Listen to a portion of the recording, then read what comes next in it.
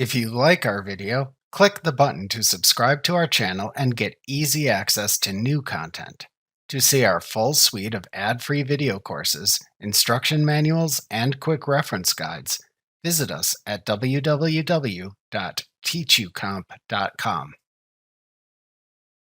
The General Ledger records all financial information for a company. Every transaction that occurs is eventually posted to the set of accounts that make up the General Ledger. This set of accounts is called the Chart of Accounts. This lesson examines setting the defaults for the General Ledger. To set the defaults for the General Ledger in Sage 50 Accounting, select Maintain, Default Information, General Ledger from the menu bar to open the General Ledger Defaults window. Then select the rounding account used by Sage 50 to store rounding differences on financial statements. This account can be either a balance sheet account or an income statement account. Typically, the retained earnings account is used.